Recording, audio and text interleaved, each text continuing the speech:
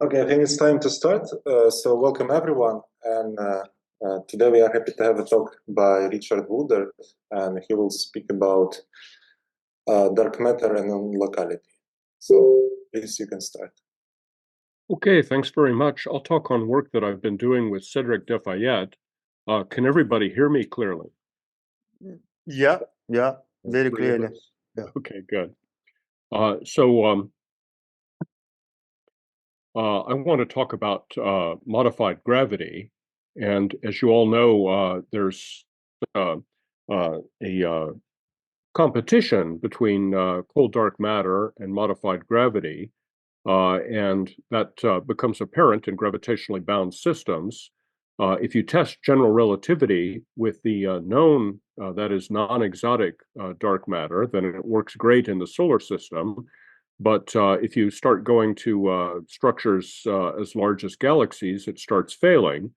And one example of the failure are rotation curves, of which I've pictured one here.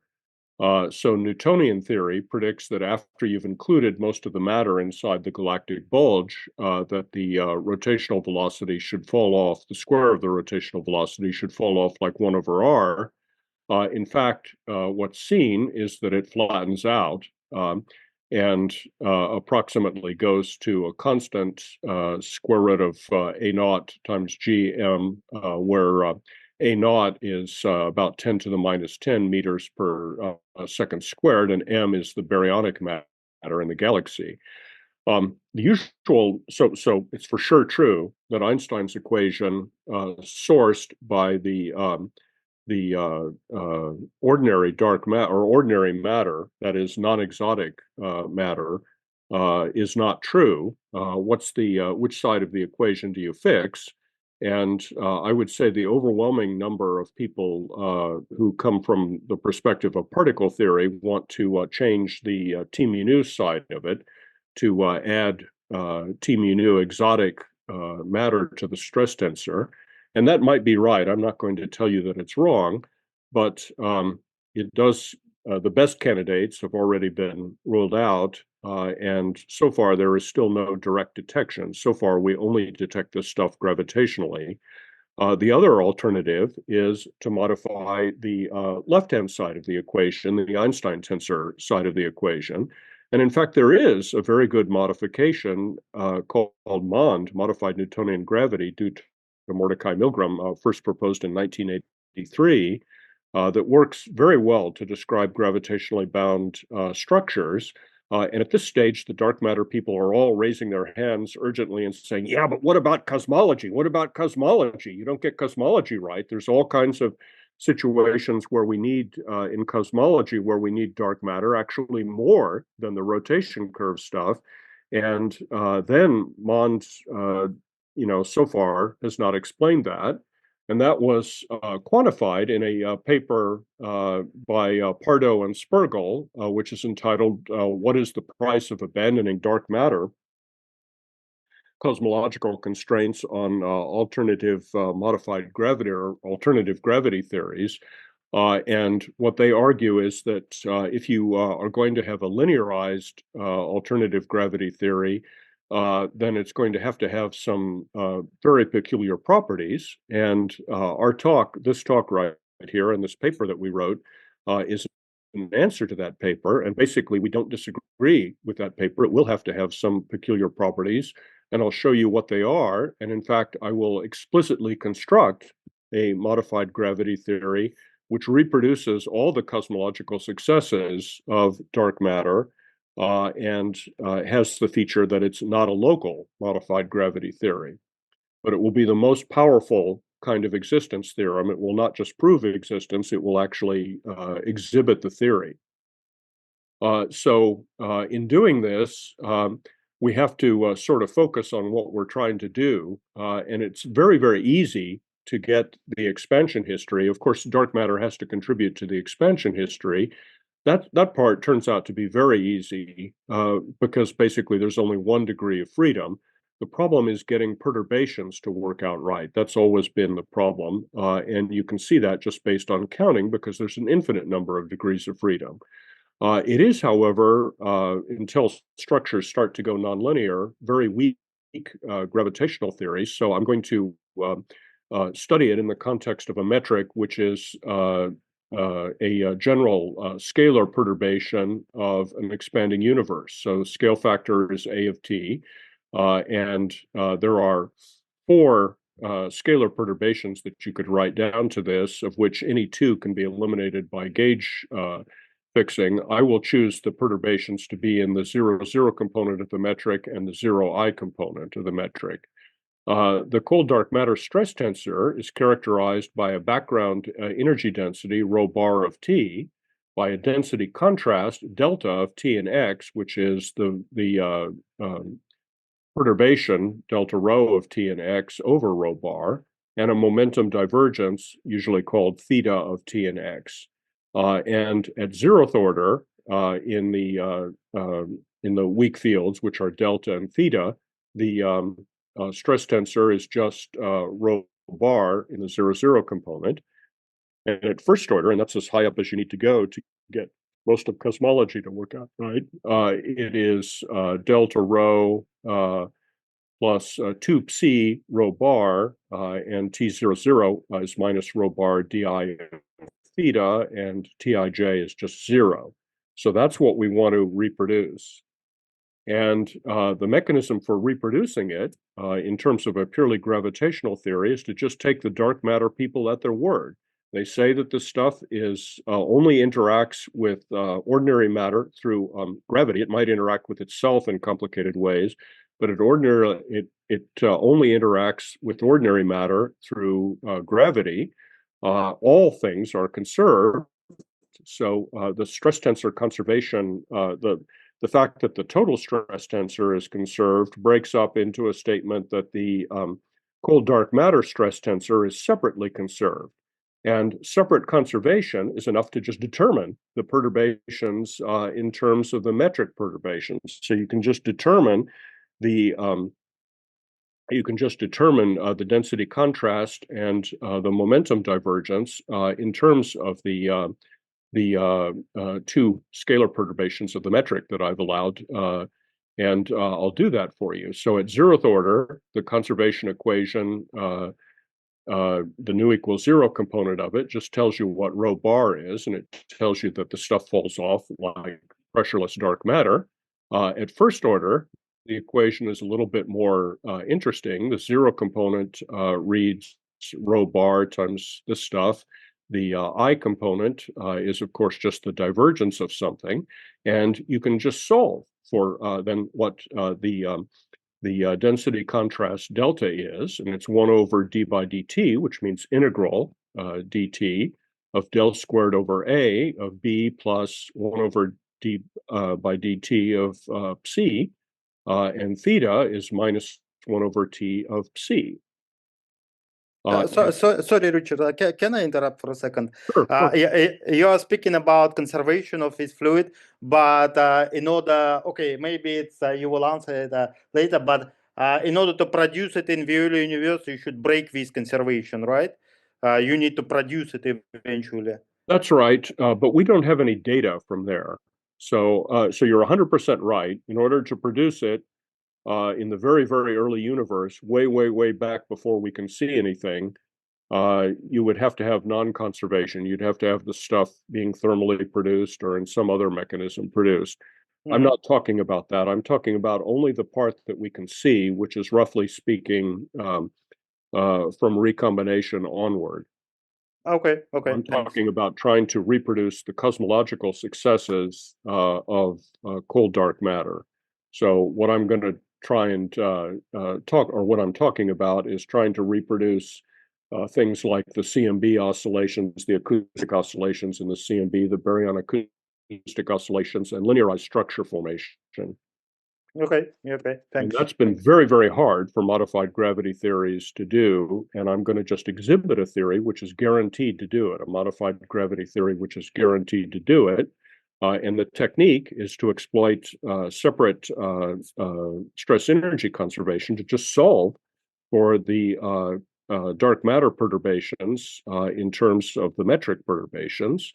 And then if you had an action whose variation gave that stress tensor, you would, and this action is entirely constructed in terms of the metric field, then you would be guaranteed to automatically reproduce all the successes, the cosmological successes of dark matter. So what we want is that the T00 component take this form given in red, the TI 0I component take that form, and the TIJ component just be 0. And you need to get that by varying with respect to capital Psi, the 0, component of the metric, and capital B, the which is given by the divergence of the G0I component. And it's easy to show that in general, the variation of any action with respect, any metric-based action with respect to Psi takes this form given in red. Let's see, can you see my pointer? Yeah, I can see it. And so that's a general statement, and this is a general statement. And then if you substitute in the particular thing that we have, that's what you want to get. And notice that a to the third rho bar is just a constant. And in fact, there are two ways to do it. One is a non-local effective action, whose Lagrangian I'll give you. It's just minus this constant rho naught times the quantity 1 plus psi minus 1/2 psi squared plus some non-local junk. And that will automatically reproduce that stress tensor that you want. And the second way of doing it is in terms of a local theory with auxiliary scalar fields, which, however, are not independent variables, but are just determined by their equations of motion. And that would be delta L is equal to minus rho 1 plus psi minus 1/2 psi squared plus this stuff. And then you can see that the variation of S with respect to delta is coming from there, and that just gives the equation which determines what the density, or excuse me, what the momentum divergence is. The variation of the action with respect to the auxiliary parameter theta is given by variation there, and that just determines the density contrast. And then the variation with respect to psi gives what we wanted the 0 equation to be, and the variation with respect to B gives what we wanted the 0I component to be. Yes, question? So there I've done it, and I will not at this stage accept any criticism from the dark matter community, because this is the dark matter theory. I've just taken exactly the theory that they tell us emphatically that they believe, and I've just written it in terms of a explicit non-local modified gravity theory. One thing that they might object to is, but you've done it for a particular choice of metric variables. Let's see you write it in terms of a general action. Okay, fine, I will do that too. Pressureless. Question? Yeah, is it true that what you are doing is essentially you're starting from a theory which has, let's say, GR plus, I don't know, some matter, and then you just integrate out the matter? That's right. That's exactly what I'm doing. Yeah, so you can do it like irrespectively of whether like you have some ansatz like spherical symmetric or whatever, right? That's right. I will now give you, so what I did before was for a general perturbation, which was independent of spherical symmetry or any symmetry at all, other than just the cosmological symmetries, that the background is homogeneous and isotropic. The perturbations are certainly not homogeneous and isotropic. What I'm going to do right now is to tell you how to do it in general for an arbitrary metric without making any weak field assumption. Okay, thank you. So pressureless cold dark matter, they tell us, can be written in terms of can be represented again in the cosmologically significant region, the part that they always throw up to the dark matter or to the modified gravity people as, you just can't possibly do this. It can be represented in terms of pressureless perfect fluid. So T mu nu is equal to rho u mu u nu, where u mu is a timelike 4 velocity vector. So the two variables that describe it are rho and u mu. And separate conservation requires two equations.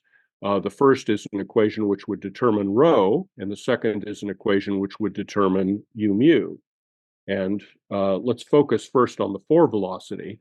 If you take the linearized solution that I already worked out, then the u0 and ui take these forms, and they can both be written as the gradient of the same quantity. And that suggests that what we try and look for is u mu is equal to minus d mu of phi, where phi is going to be t plus 1 over d by dt of psi plus higher order stuff. And a normalized timelike vector implies a first order linear equation for phi, which is that g mu nu of d mu phi d nu phi is equal to minus 1. If you plug that in to relation 2 back here,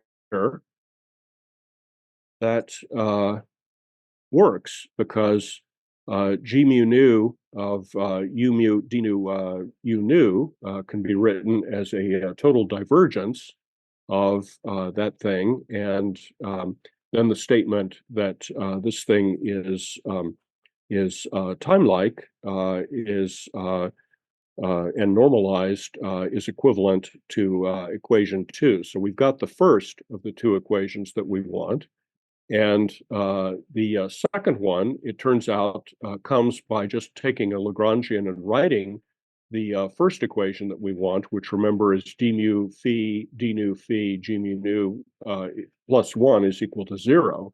So if we just introduce a Lagrange multiplier, rho, to enforce that, then the two equations that we get are the variation with respect to phi, which is this red equation, and that turns out to give us relation 1 of conservation, and the variation with respect to rho, which just gives us the statement that u mu is timelike and normalized. And that simple action also gives the full CDM stress tensor, because if you take the variation of it, the variation with respect to the upper g mu nu gives this. The variation with respect to the square root of minus g gives nothing because of the timelike constraint. And so we've reproduced it. And again, I'm not going to accept any criticism from the CDM people because this is just CDM written in terms of purely metric theories. So there is no question at all that you can make a modified gravity theory which will reproduce all the cosmological successes of cold dark matter. I've done it. I've exhibited it in the most powerful possible way by construction. Sorry. Yes. Can I criticize from the point of view of CDM community? But this model which you have written, it's kind of known in the context of mimetic matter or something like that, but I'm not about that. But it leads to some kind of caustic singularities, no? Well, so mimetic matter was known. There is a big difference between what mimetic matter is doing and what we're doing. So mimetic matter is treating these fields rho and phi as if they were fundamental fields. That is, they have their own independent initial value data.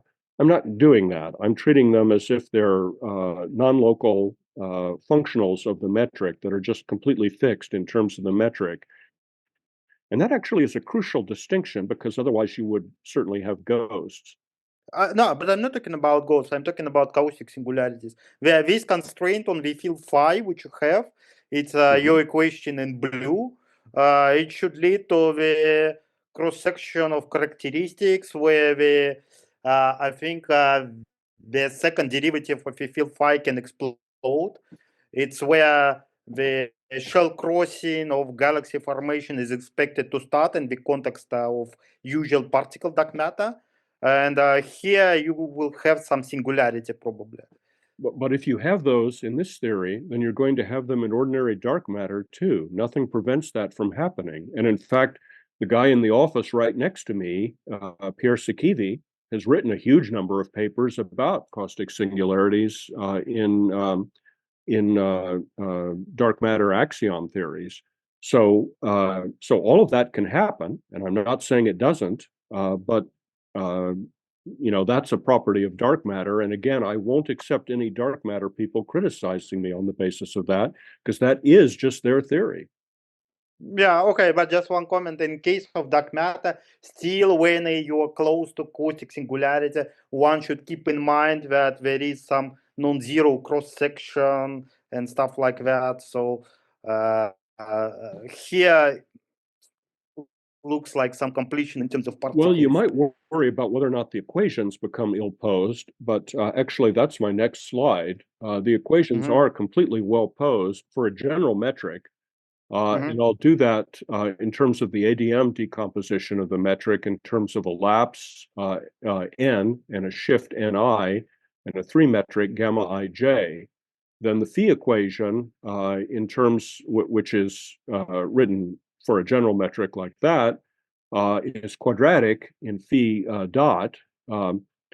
I'm an American, and as you know, math standards have fallen quite a bit in high school, but I got a foreign graduate student to explain to me how to solve the quadratic equation, and the solution is phi dot is equal to n times the square root, and that is manifestly a well-posed equation and will allow you to evolve phi dot forward, no matter what happens. The row equation is similarly well posed. After you use the phi dot result, then it takes that form. And again, I want to not have phi and rho be independent dynamical variables. I want them to be completely specified in terms of the metric field with initial value data at t equals 0, where 0 is far back before recombination in early times. I want phi 0 to just be 0 and rho of 0 to be rho 0 over the determinant of the three metric. That's the model. At that stage, so this is our answer. Can I also ask yes, a question? The question is, you introduced a new field phi to represent matter, basically, matter effects at least, and you added it to the gravity sector, and you pretend that your gravity is now modified. So why can't you just do the same with the standard model fields, like add them to the gravity sector, some of them, and pretend that your gravity is not now modified? What is the difference in your picture between so good question. What is gravity? the difference? The difference is that you don't have enough equations to determine everything. So, for example, the standard model has a photon field. It has a Z0 field, a W plus and minus field. It has quark fields. It has gluon fields, lots and lots of fields. The equations, the number of equations that you get from conservation is 4. It's not enough to determine all of those fields. And further, you only have one equation from conservation, right? It's the sum of all the stress tensors, the stress tensor from each sector adding up, and you can't completely determine those things in terms of the metric field. You could integrate out some of them, but you can't integrate out all of them. Further, we have direct experimental evidence that there are individual degrees of freedom, aka particle fluctuations, exist. So, for example, suppose you tried to just determine the photon field in terms of the metric. Then you could get something which would reproduce, say, the galactic magnetic field, but you couldn't get anything that's going to have the independent initial value data that would correspond to a photon field. That's exactly what, and of course, then the model would be falsified. That's exactly what we lack for dark matter, is independent verification that there really are those independent degrees of freedom. We don't have any direct evidence of dark matter particles. We don't have any evidence of dark matter radiation or anything like that. That's what they've been looking for. And conversely, if they found that would be a falsification of this kind of a model. So basically, you are trying to construct a model of gravity which doesn't have new degrees of freedom, but it fits the CMB. Okay, thank you. That's right, and it will completely not just CMB, baryon acoustic oscillation, linearized structure formation, the whole 9 yards. Everything that dark matter will do, this model will do, because it is just dark matter. And again, part of the frustration of trying to verify dark matter is that we so far haven't found any of the stuff that would be associated with independent degrees or independent initial value data of dark matter fields. That's exactly the kind of evidence that they haven't yet been able to exhibit. And that's why I'm able to do the construction that I'm able to do. Okay, thank you. Okay, so there is one very peculiar thing about this model, and that is that it's not local. And that raises the question that I think is an echo of this comment that Robbie made when he was first explained the properties of the muon, which looked like a heavy electron to everybody. He said, "Who ordered that?" And it's a good question. So Cedric and I absolutely do not believe in fundamental non-locality. Sir Isaac Newton, called it so great an absurdity that I believe no man who has in philosophical matters a competent faculty of thinking can ever fall into it. I'm not sure I'd be as dogmatic and fundamental as he was, although he certainly has the right to pronounce.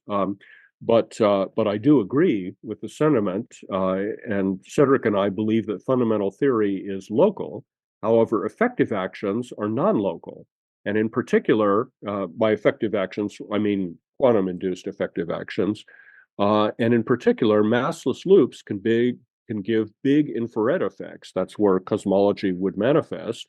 Gravitons are in fact massless, and inflationary particle production causes growing effects, and the force of gravity gets non-perturbatively large changes.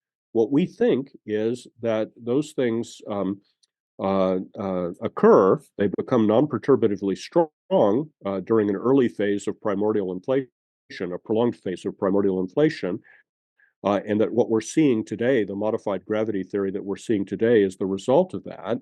We have definitely not proven that, but I will give you an explicit example of a perturbative calculation that definitely supports that. So there are non-perturbative secular effects, that is, growing effects, coming from loops of massless quanta during inflation. So the background geometry will be just that of FLRW geometry in a spatially flat section. And let's consider scalar loop corrections to gravity from a massless minimally coupled scalar whose action is given there. And what has been done is to compute the Schwinger-Keldysh 1pi 2 graviton function, which is also known as the graviton self-energy. It's a bitensor density, and I'll write it in this form as mu sigma rho sigma.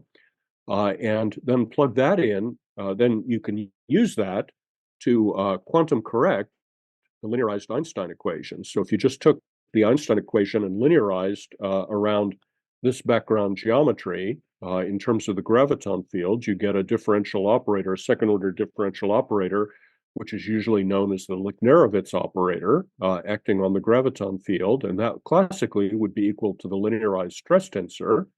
And the way the graviton self-energy goes is that it quantum corrects that equation, gives a non-local correction to it. And if you use the Schwinger-Keldysh formalism, that non-local correction, even though it's non-local, it is causal in the sense that X prime only has support for stuff within the past light cone of X, and it's real. So the equation is real. You don't have this craziness of inducing a complex metric if you started out with a real metric. And then, you can study anything that you could have studied in linearized gravity. So, for example, you can study corrections to the graviton, to gravitational radiation. You can study response to gravitational sources. And in particular, if you take a static point source on de Sitter background, then you can work out what the correction to the Newtonian potential is. And I've given it right here. It's psi of t and r is equal to gm over ar. That's just the de Sitterized descendant of the gm over r thing that you know from flat space. And then like all series of quantum corrections, it takes the form of 1 plus things that go like increasing powers of Newton's constant g. There's a correction that goes like g over a squared r squared, and that's a de Siderized correction of a result that was first derived by a student of Schwinger back in 1970 named Radkowski. And the fact that you get this on de Sitter is a good check of the consistency of the technique. And then there's the new de Sitter. Well, first off, notice that the g over r squared correction that you get is, except for the numerical coefficient of it, just what you had to get, right? Because g has the dimensions, if we work with h bar and c equals 1 units, g has the dimensions of a length squared. So if you have g at one loop, which you have to have at one loop order, then the only thing that you can have in flat space is a 1 over r squared to balance the dimensions. In cosmology, there's a new dimensionful parameter, namely the Hubble parameter, h, which is just a constant in de Sitter. And indeed, when you work out the de Sitter corrections, which is quite a bit harder to do than the flat space corrections, you get a correction that looks like minus gh squared over 10 pi times logarithm of a, and that's a of t, which is growing like e to the ht in de Sitter, times hr, plus, of course, then two-loop corrections, etc. Now imagine that you had a very, very long phase of inflation. So gh squared in inflation, if you take the current bound on the tensor to scalar ratio, has to be a small number, like 10 to the minus 10 or so. But if you imagine that inflation is prolonged, then a of t could get to be arbitrarily big. And sooner or later, this logarithm is going to get bigger than gh squared, at which point then perturbation theory breaks down. And you need to use some nonperturbative resummation. What Cedric and I believe, oh, and by the way, these kinds of effects are legion in doing explicit calculations in de Sitter. The reason why they're happening is because the accelerated expansion of space-time is literally ripping particles out of the vacuum. So things that would have, by the energy-time uncertainty principle, would have been virtual particles that would exist for a brief period of time and then disappear, they can actually become physical. And that process is maximal for a massless minimally coupled scalar and also for gravitons.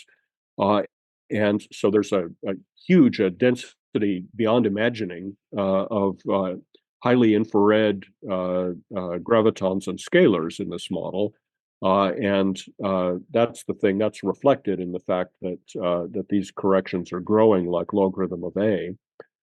We've also done the calculation. This calculation is particularly nice because even though everything is hard to do in quantum gravity and doubly hard on de Sitter background, it's easier to do scalar loops than anything else. We've also done and scalar loops also have the property that they're completely gauge independent. So there's no graviton gauge fixing. So this is a completely physical result, I think. Graviton loops are much harder to do, and I know because I did them.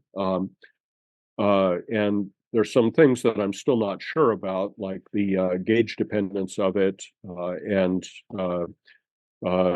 we had to cannibalize an old result that was done without dimensional regularization. I'm not quite sure that we did that right, but the results seem to indicate that you get more logarithms of A in the quantum corrections due to graviton loops than due to scalar loops.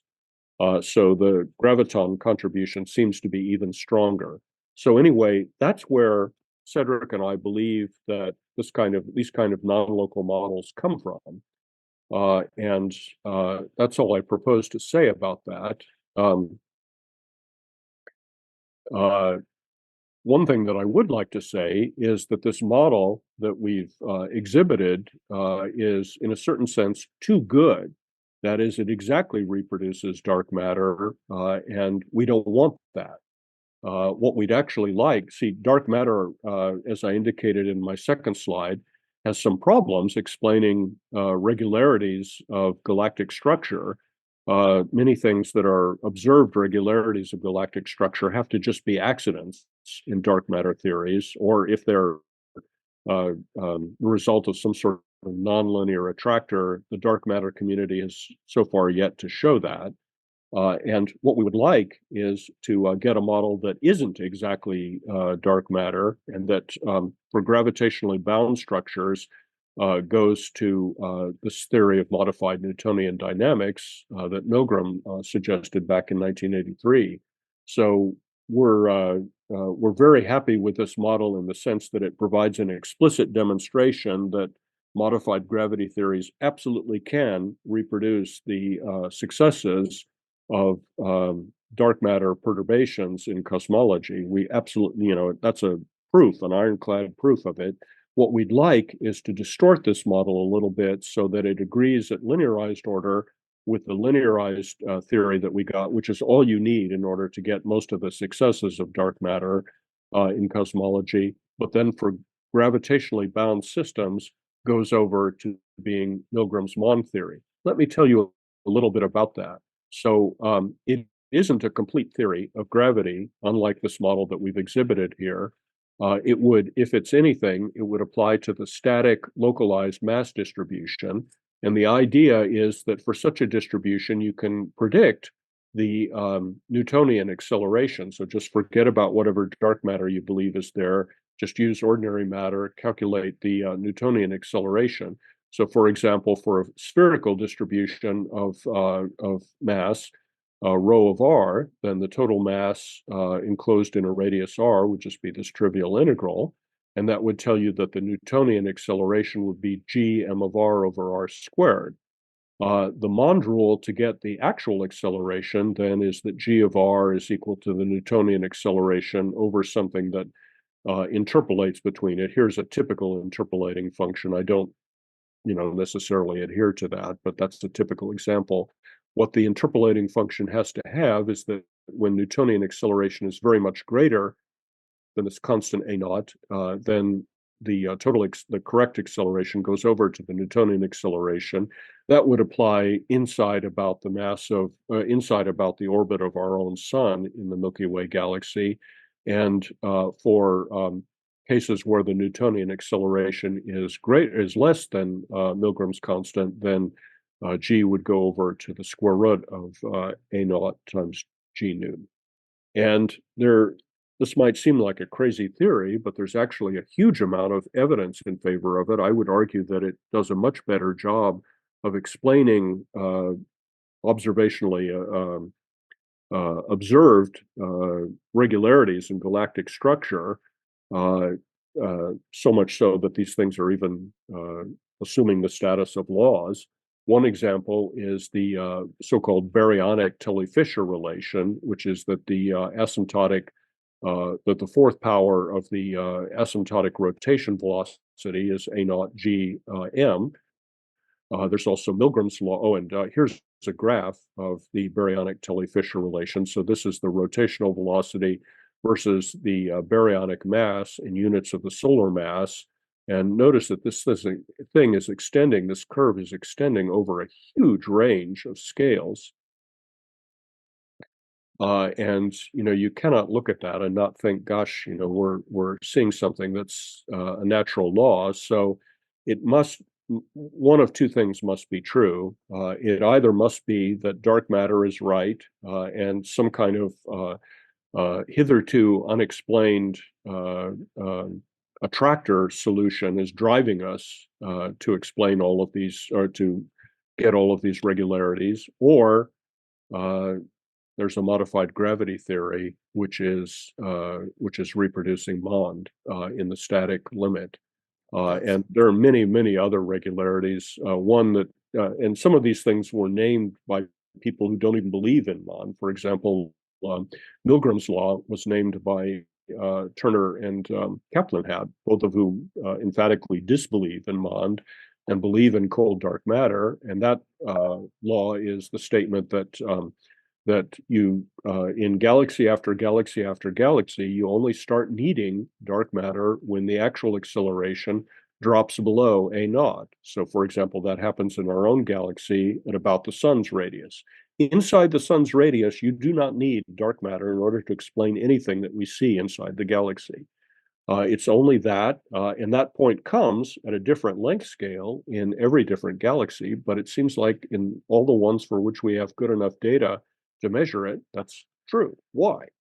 If you believe in dark matter, so you believe that dark matter is 5 times more abundant than ordinary matter, that just has to be some kind of an accident, or maybe the result of some sort of nonlinear attractor solution being achieved in structure formation, but then the dark matter community has to explain that. And there are many, many such regularities. I've listed some of them.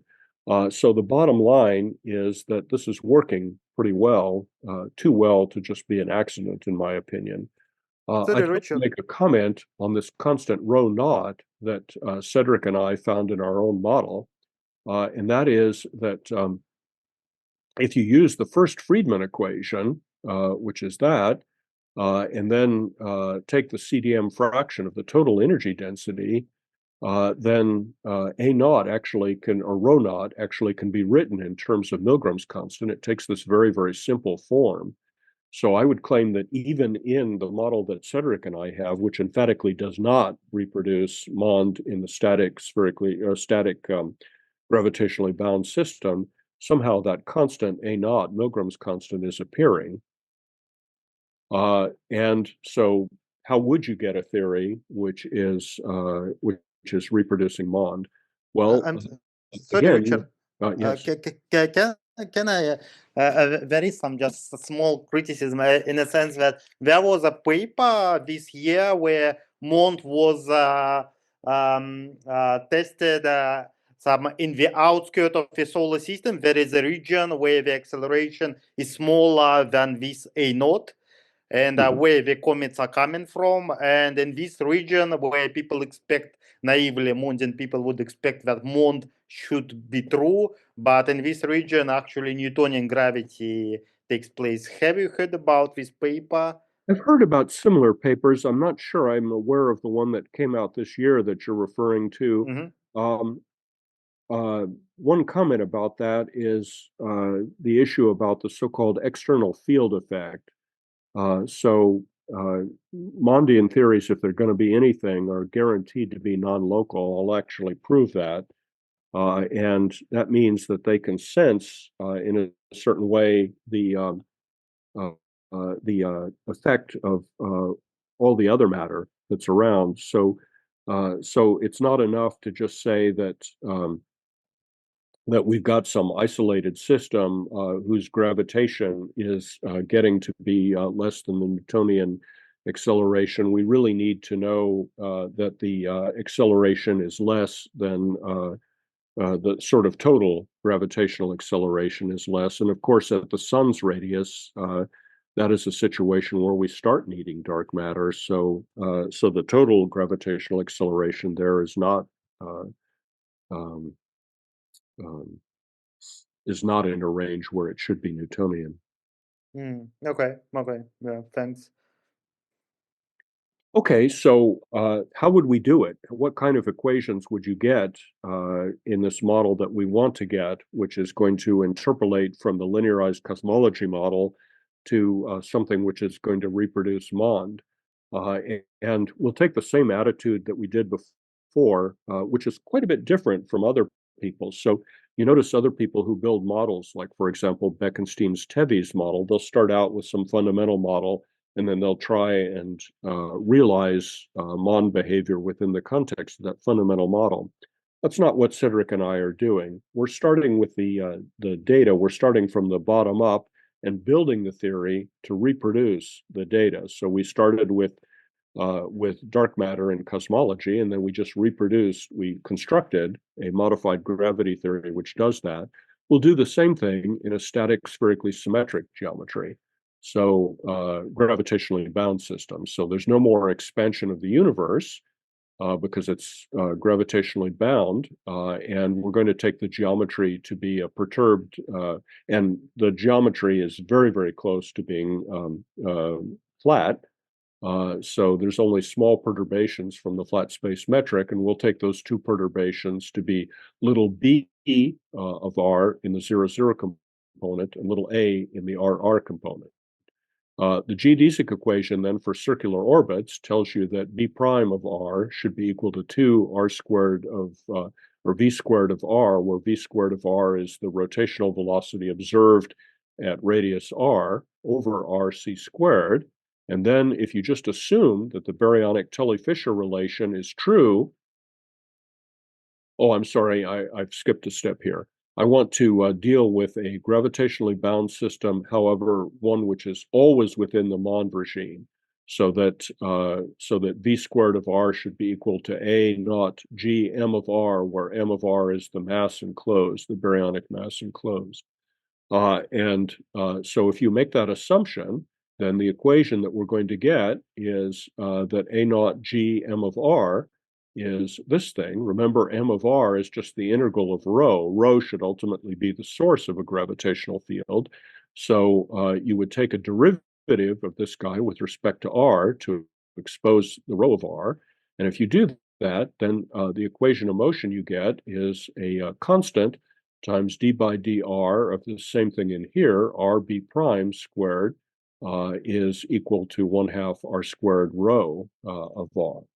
And that is a very peculiar equation. And notice we built it just by using the observed regularity, the Tully-Fisher relation, the baryonic Tully-Fisher relation. Let's comment a little bit about how weird that equation is. So the usual equation for linearized gravity is that it's something linearized in the weak field perturbation that's equal to rho of r. This is something quadratic in the weak field perturbation. So for example, general relativity has something which is linear in the GRR equation. This thing has to be quadratic. And secondly, let's count the number of derivatives. So it's d by dr and then a b prime squared, so actually 3 derivatives. That is also pretty weird. What other equation would you want if you wanted to reproduce MOND for this static spherically symmetric system? Well, lensing would work if A of r, the other potential, the GRR component, was rb prime, where b prime is this equation, which is going to reproduce the baryonic Tully-Fisher relation. And that means that you want delta S delta A to be equal to that. And you can do this in the context of gravitational theory, which starts out as usual and has the Einstein-Hilbert term with a positive cosmological constant, and then an extra piece, a naught squared over c to the 4th of f of some non-local invariant functional of the metric.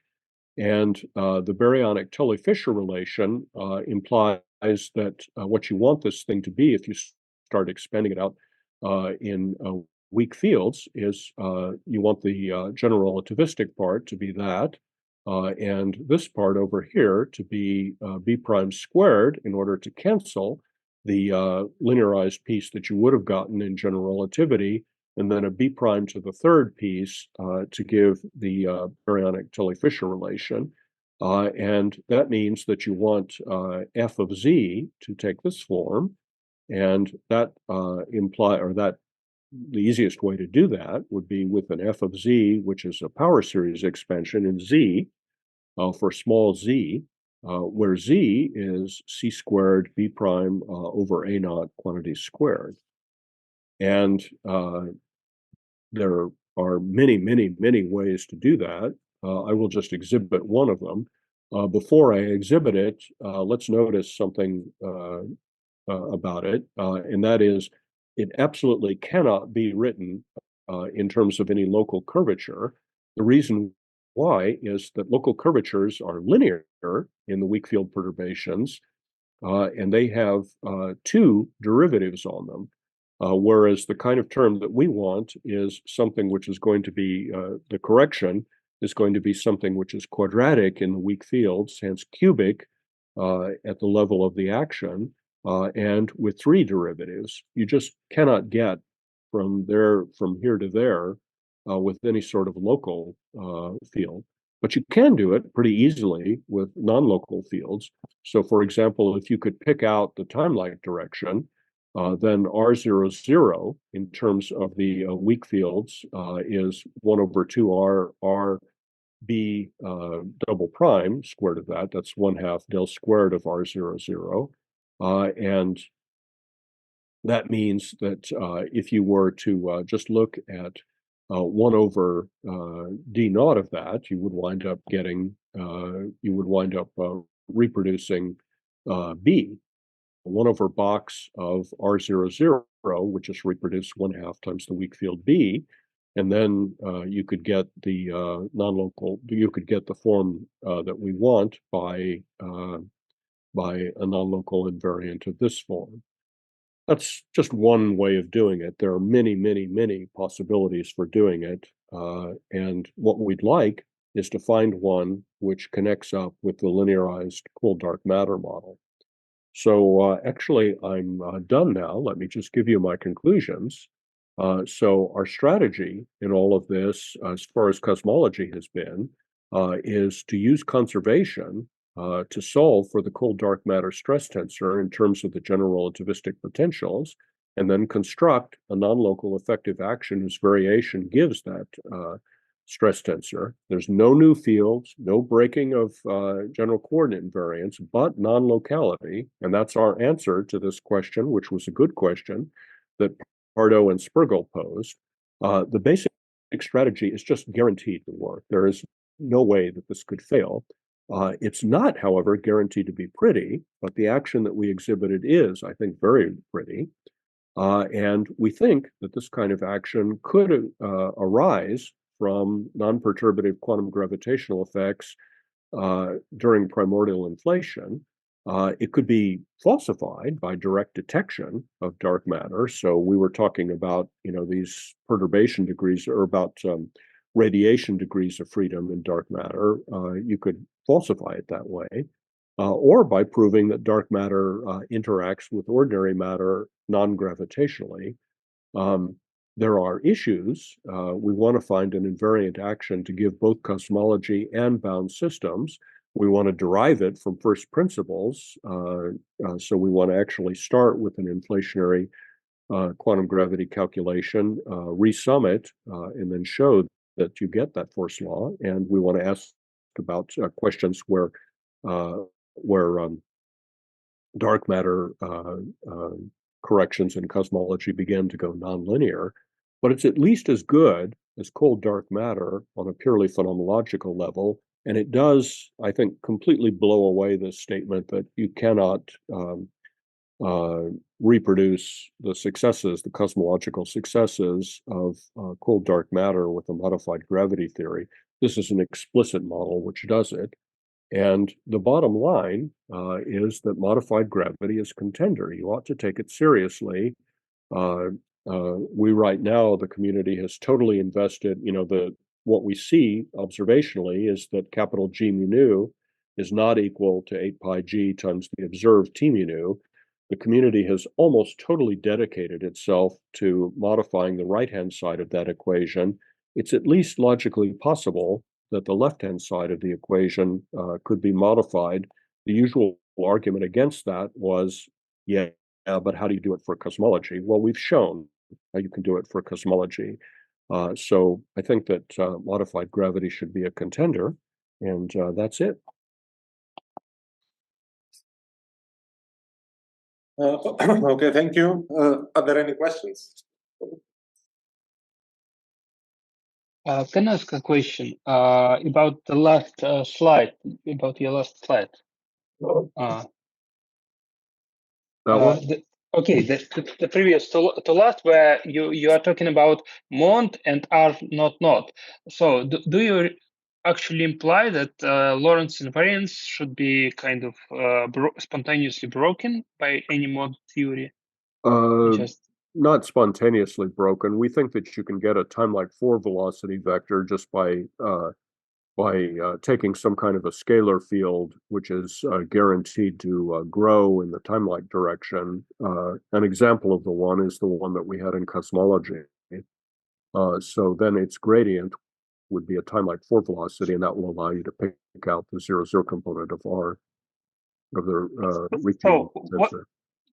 What about Minkowski solution? Does this scalar field equals to time in this background, so it would break Lorentz invariance in this case? I see. That's the sense that you talk about spontaneous symmetry breaking. Yes, it would.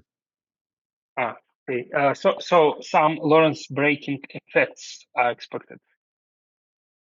In the sense that it selects out a special direction. So it does have spontaneous symmetry breaking in that sense. Yeah, but will we observe different speeds of lights of matter which couples to this field, etc.? Some Lorentz breaking effects, like real stuff. Well, in the model that I've exhibited for you that Cedric and I and Gilles Esposito-Fariz built that reproduces MOND, the answer is no, you wouldn't, because the nonlocal invariant is built out of two factors of the Ricci tensor, and a pure gravitational wave obeys r mu nu is equal to 0. So the variation of this is always going to have at least one factor of r mu nu. So there's not going to be any variation, not any change in the speed of gravitational radiation. Similarly, in the cold dark matter model that I exhibited at first in the part of the talk, that thing does not show any variation in the speed of gravitational wave propagation either. But if I will calculate many corrections in G, in Newtonian constant, and I will consider loop corrections, say to propagator of some scalar, of some matter particle, will I see on the Lorentz background the violation of Lorentz invariance due to the fact that your scalar field is equal to time, basically? I don't think so. It's always derivatively coupled. So in the action, it's only derivatives of that scalar field that are coupled. So although the yeah, but there is a vector. Sorry for interrupting. There is a vector. There is a time-like vector, the derivative of this scalar field in the background. So there is a direction in four-dimensional space. Absolutely, sure. We're exploiting it explicitly to pick off the R00 component for a simple geometry. So there absolutely is a selected direction, but I don't think that there's going to be any violations of well, there certainly won't be any violations of the speed of gravity because, like I told you, the variations or the effective action that we're writing down has always got at least two factors of the Ricci tensor, and hence the variation will have at least one. So for r mu nu equals 0, it's just going to be 0. And the same thing is true for CDM. CDM does not change the speed of gravity waves. And for the gravitational loop corrections to the matter propagators, do you expect them to have a Lorentz form? Oh my goodness! So I'm not even sure that that's a consistent way of thinking about it. So what we think is that this is the effective action that includes quantum corrections. So I think that would be double counting. I think that would be doing the same calculation twice. So what we think is that these corrections are the effective action that you would have gotten by including quantum corrections, and then we think that quantum corrections. So we think that these things are more properly speaking, we think that these things are the leading cosmologically significant corrections of stuff that happened during primordial inflation. You could ask, okay, what would happen for quantum gravitational corrections at late times, a loop of gravitons at late times? I think those are going to be very, very highly suppressed just for the usual reasons. The loop counting parameter is going to have to go like a length squared, and that means that you're going to have some parameter in the calculation that depends on length. It goes like 1 over that length squared, and it will only be when you get very, very tiny lengths that you're going to get significant corrections. Okay, thank you. Any other? Hey, Andre? Oh, hello. Hi, Richard. Actually, I have a question. To begin with, let me thank you for your interesting and very refreshing outlook at this problem. But I still have a question regarding the same slide that you just discussed with Dmitry Levkov. As I understand this last equation in blue, this the main concluding result of your work. Is that right? So this is an explicit model which will reproduce the baryonic Tully-Fisher relation and is a model you could use. Well, the technical question, the left-hand side is the functional of metric and only the metric, right? That's right. But so what is U on the right-hand side? Because you've mentioned that it is some kind of gradient for dimensional gradient. That's right. So what it is you take a auxiliary scalar field in the theory, and that scalar field just has to have the property that it grows in a timelike direction. And there are many, many, many possibilities for that. One of them would be exactly the scalar field that we used in cosmology. So exactly that scalar field. Yeah, but then the left-hand side should also be a functional of some extra structure. But on the other hand, you said that... No. The U mu is d mu of that scalar field, and that scalar field is itself just a functional of the metric. Yeah, but I think that it's not a complete, so to say, formulation for non-local effective action functional of the metric alone. There's some extra structure that you need. Well, there's the initial value data that you pick. So there is that. So it's very, very much like, or maybe very resembling the mimetic construction. It is identical to the mimetic construction. By the way, we didn't even know of the mimetic construction when we started this out. We did it, as I explained in the first part of the talk, by just building it up in weak field perturbation theory. But the result that we got at the end is exactly the mimetic structure. There's one key difference between that and mimetic gravity, and that is that for the mimetic people, rho and phi are independent dynamical variables, and that would result in the theory having, a ghost. For us, rho and phi are just functionals of the metric, which obey these two equations, which are shown here with the initial value data given by that. And t equals 0 would be the time way, way, way back in the early universe when the effects went non-perturbative at the end of a long phase of inflation. So this is the main source of non-locality in your construction. This is the dependence of this field, the expression of this field in terms of initial data, which of course is a very non-local. Well, I'd say it's also non-local in terms of the instantaneous metric as well. So if you solve these equations, you would get phi of t and x is, you can easily write down a perturbative solution of, say, an equation like this one right here, and it'll be,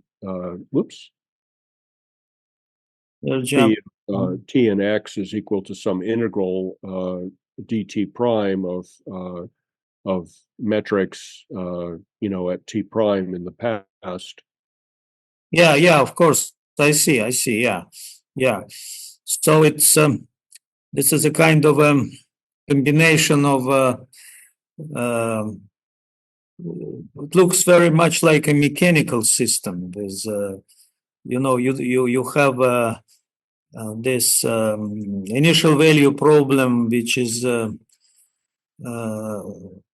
well, looks more not like a field theoretical but mechanical one. It's weird in the sense that it's first order equations instead of second order equations. It's not something I would ever have guessed. Like I say, we built it up by just looking at weak field perturbations in cosmology and out popped and then when we generalized it to arbitrary nonlinear things, out popped mimetic gravity. We didn't intend that, but that turns out to be what it is. Well, in the form of these equations that are written down here in red, it looks very non-covariant, but of course this is a covariant problem because that's right. The covariant equations are the black ones right above it. So I just, in doing this, I just wanted to illustrate that the equations were well posed. So I think one of the questioners was worrying about what happens if caustics form, and caustics will form. Wanted to know that. I just wanted to establish that the equations are completely well posed. So this work is not a continuation of your old idea to introduce non-locality by the way that you did together with Stanley. No, it's unrelated deviation of that. It's motivated by the same idea. That is that we think that there are effects which would occur, which would become non-perturbatively strong in the early universe, and then would give rise to some kind of a modification of the gravitational force. And in fact, there I've presented an explicit calculation of one that does grow non-perturbatively strong during an extended period of inflation. What we think is that they became non-perturbatively strong during a prolonged period of primordial inflation, and then they froze in and gave rise to some late time thing. The model with Stanley was based on the idea that these effects would manifest as some nonlinear function of 1 over box r. That isn't what we're seeing in modifications of the force of gravity. So we can just take the equations of motion that work for cosmology, and we can integrate them, and that kind of form is not what we see there. So the particular non-local functional of the metric that Stanley and I used is not what the equations seem to be telling us, but in the sense that it is a non-local functional of the metric, and that we think it is coming from quantum corrections during the early universe. That part is identical to the idea that Stanley and I explored. Okay, thank you very much. Anyway, it's very interesting talk. Thank you. Okay, thank you, Andrei. Any other questions?